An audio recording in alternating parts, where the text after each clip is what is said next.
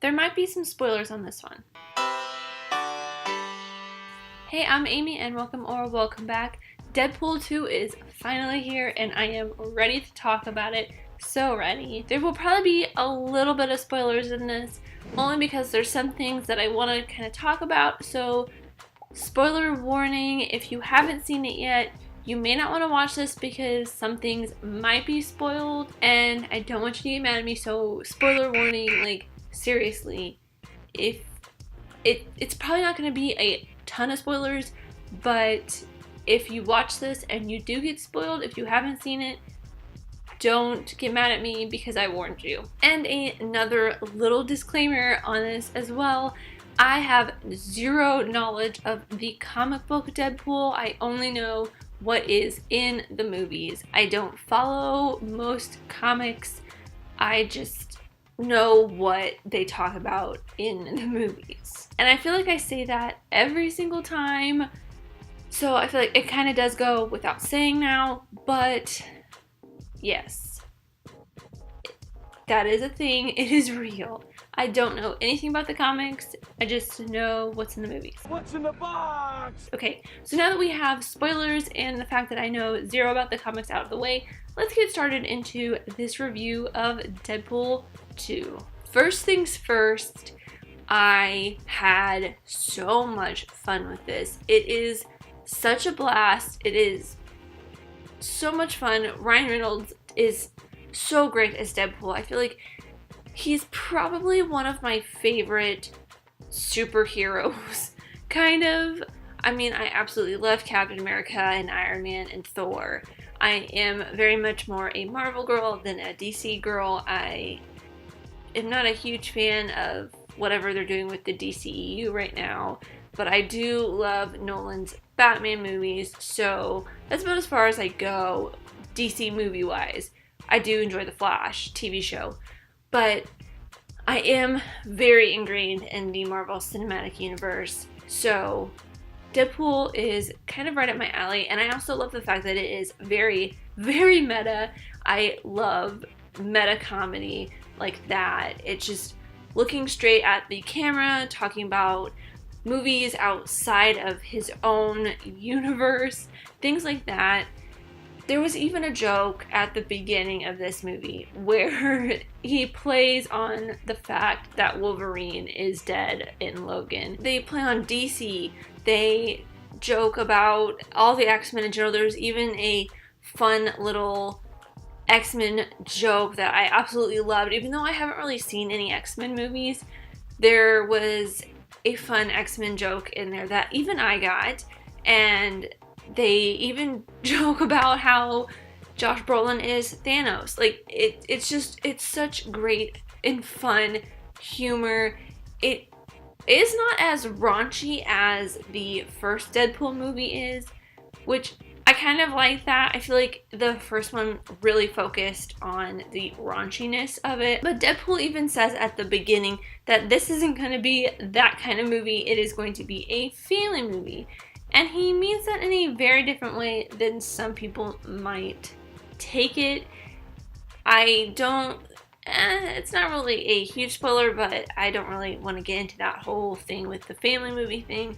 But it's not as you would think about it. So if you have children, like young children, I wouldn't take them to this. It's still going to be very crude humor. If you aren't a fan of that, you won't like this, but I don't know why you're watching this if you don't like that, because it's Deadpool and we all know what Deadpool is like. Some other things that I absolutely loved about this is the cast. Ryan Reynolds, of course, is so great, along with the other major returning cast members like Negasonic Teenage Warhead and Colossus. They're really great as well. Plus all of the new X-Force people like Cable, oh my god, Josh Brolin. If you have watched, I don't remember which video it is. I think it was like the 20 questions about me video. I talk about crushes that I had when I was younger. And one of those crushes was Josh Brolin in Goonies. And even though he is probably like 20 years older than me, maybe even almost 30 years older than me. Josh Brolin is still, he looks almost the same, just a little bit more chiseled, but Josh Brolin was fantastic. I wasn't surprised at that. I knew he was going to be fantastic, especially after seeing him as Thanos in Avengers. All the new X-Force members, especially Domino, played by Zazie Beetz. Oh my god, she was so good. She was probably one of my favorite parts of the new, or my favorite new cast member. And of course, Peter, played by Rob Delaney, didn't get, I guess this is a big spoiler, so no turning back now. A lot of the new X-Force members don't get as much screen time as you think they might from the trailer, which I absolutely love the fact that the trailer kind of led you astray as to what was going to happen with these X-Force members. I just loved the new X-Force members. Peter was so great, and Terry Crews, oh my gosh, he was so good. Bill Skarsgård, like, they weren't on there for very long, but it was so great. And then this, I didn't even realize who it was. I just looked it up on IMDb, but the Vanisher's in there, and you see him in his not vanished form for a very brief second, and I'm not going to tell you who it is. If you really, really want to know, go look it up. It's on IMDb, but I was just reading it on IMDb. I was so excited, and I kind of want to go watch this again just so I can actually see that's who it is. Although I probably need to go see Avengers for a second time before I see this again. But that's beside the point. That's not the point I'm making. I love both of those movies. I just absolutely loved the new cast. They're hilarious and they're really good. That's kind of the same thing, I feel like. But the other thing that I absolutely loved about this movie, probably more so than the cast, is the fact that this is a very, very much darker storyline than the original. It goes into some very deep places. You see Wade kind of dealing with his cancer full on because some things happen and his powers, for lack of a better word, go away, and he kind of has to deal with what gives him those powers, and you kind of see him struggling to commit suicide, like, and that's struggle is a really key word. He is really trying to commit suicide. I'm not gonna say why, but the entire journey through this is him trying to kill himself, and he can't because he's Deadpool and he just regenerates no matter what. Even with the opening credits scene, well, I guess it's the scene before the opening credits, but it doesn't happen, and that's kind of his whole journey throughout the last most of the movie, but the last third of it is very much driven by his desire for death. And that's just really deep. It's not something you would see in an Avengers or like regular MCU movie. Maybe in Infinity War, kind of a little bit on that, but it's not that dark. It doesn't get that deep and dark, and it's definitely not something you would expect from a Deadpool movie when the first one is all like just meta jokes and hilariousness, and it was so fun and so funny. But I just like the fact that they really went there. However, I do have one kind of qualm with this story, is the story.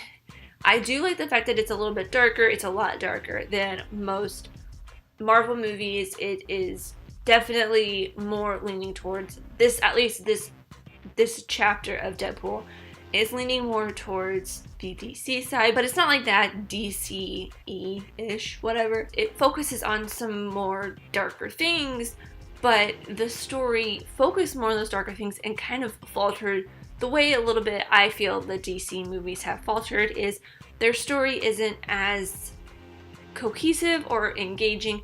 The story is not uncohesive, as I kind of mentioned, but it just it's paced weird to me. I got really bored at some parts, and other parts I was really into it and laughing along, but in between some of those really laughing along parts, I just was so bored. It wasn't that I was bored, I guess. I still was enjoying myself the entire 2 hours, I think this movie is. It's a little, almost 2 hours. The entire time I was really enjoying myself. I had a lot of fun with it, but it just was paced really weird. And the main, like, kid that Wade is trying to protect from Cable, he got so annoying about halfway through his, actually, even a quarter of the way through his screen time. He was just, I was like, whatever, Cable killed this kid, I don't care. I didn't care. The only reason I cared about him was because it was the key to Deadpool's story arc in this film. And I didn't care for him. The kid who plays, I think his name is Russell, the kid who plays Russell is great. He did a great job, because I think you're supposed to not like Russell. So the kid did a great job on that. But towards the end, I was just so sick of seeing his face. I was just like, whatever, I'm done. But I don't know.